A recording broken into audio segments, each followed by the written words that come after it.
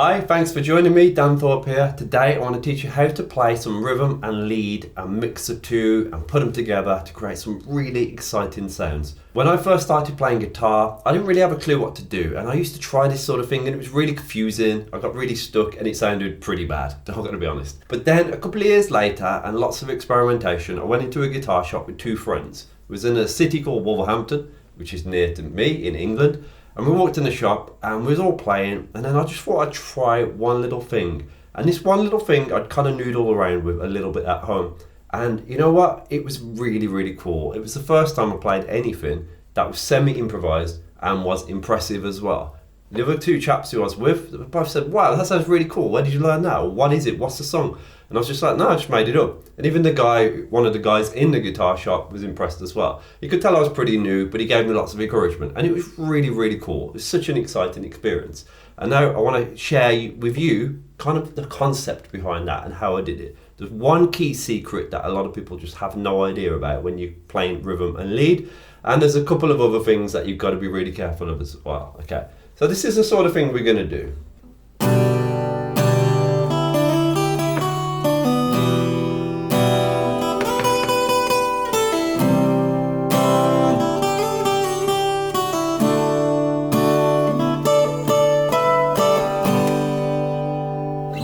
Right, so what was I doing there, okay? Was it groundbreaking? Was it exciting? I don't know, you tell me, okay? But did you spot the key thing that allowed the music to flow?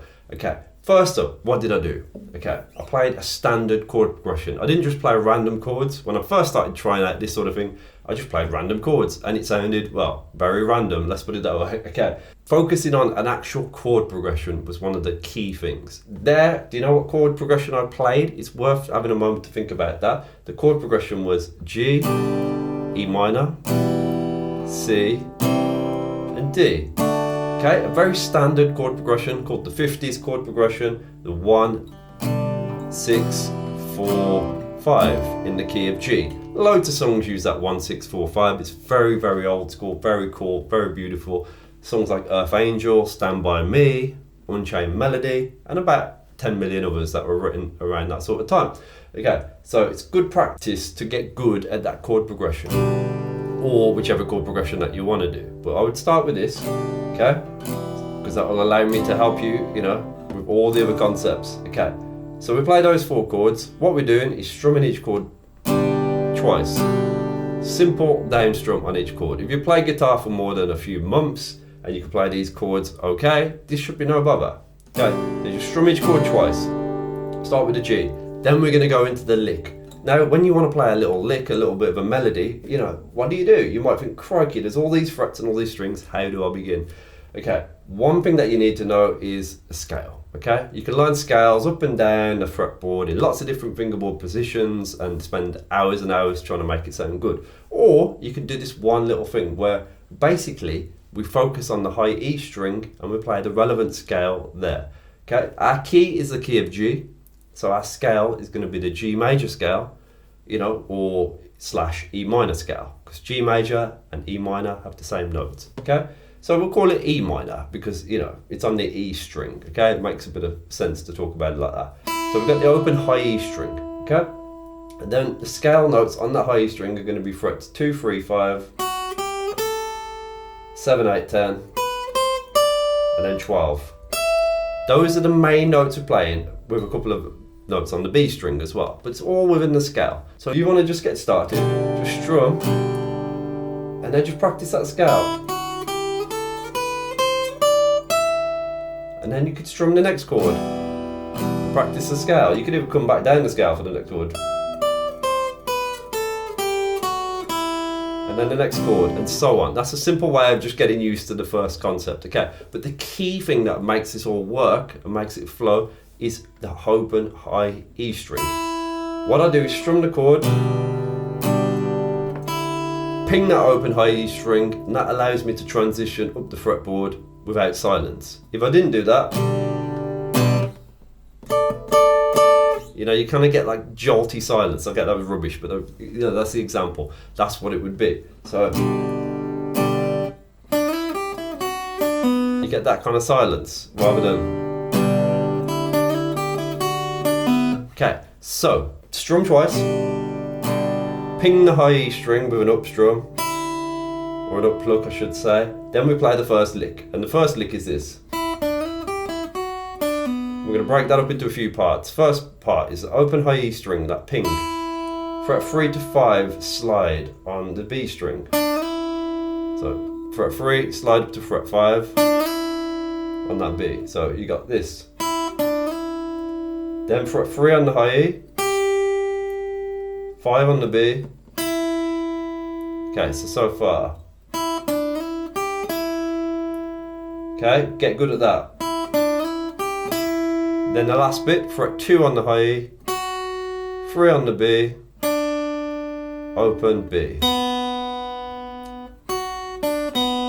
Okay, you can pull off to that fret to open on the B if you want to. Okay, but altogether it's like this. Okay, and with the strum, 2 strums of the G, open high E, into the lick. Okay, and then that's that done. Then you're on to the next chord, E minor. And here you can do whatever you want. Basically what I did there on the E minor was a simple lick where I went up to fret 7 on the high E. Plug that multiple times, then fret 5, then open. And I pulled off to the open, but you don't have to. Okay, that's it. 1, 2, 3, 4, 5. Plucks on the 7th fret high E, 5th fret, open. So that E minor. There you go. You can use multiple fingers if you want. I just wanted to demonstrate you could use one finger for that because it's a simple lick. Okay, then we did a C. For the C, you can play the same lick as you did for the G, if you like, or you can vary it by just playing the same rhythm but changing some of the notes. All I did there was C twice, the high E, then 3, 5, 3, 2, 3, 2, open. All on the high E. So it's the same rhythm. And that's a key thing as well with this. When you're playing this sort of thing, you don't want to be changing up the rhythms all the time. Because the rhythm is quite interesting anyway. It's not the most complicated rhythm in the world, but if I started doing lots of different ideas with rhythms and notes and chords, it just becomes a bit of a mishmash and it's easy to get it wrong. So if you keep one variable the same, it would be the rhythm, and that helps you be consistent and keeps that sort of solid groove going. And then when we go to the D for the final chord, you can strum that. You know, you could do little embellishments on the D if you like, if you prefer, or you could do the one I did, which was like a Jimi Hendrix style double stop, where I did the D, ping that high E open, then I went to fret 10 and fret 12 on the B and high E, fret 10, 12, fret 10, 12, 10 open.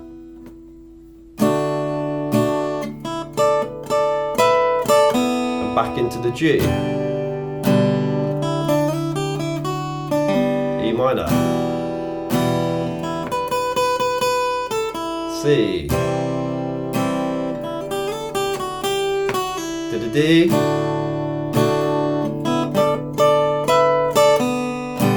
G, and you can do whatever you want there. But okay, there's some real powerful little tips. Remember, I could just play these chords, I could just strum them, I could do lots of random things with it, and I know I could do it with confidence. It's much better to do that than try 10, 20 different random ideas and not play them very well.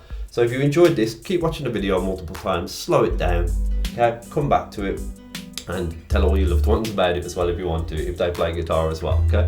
Which is obviously really cool. So don't forget to subscribe. I enjoy doing these videos. I hope you enjoy them too. If you want to do some more workouts and some more fun stuff with me, then check out this video here. And thanks for watching. Cheers, bye-bye.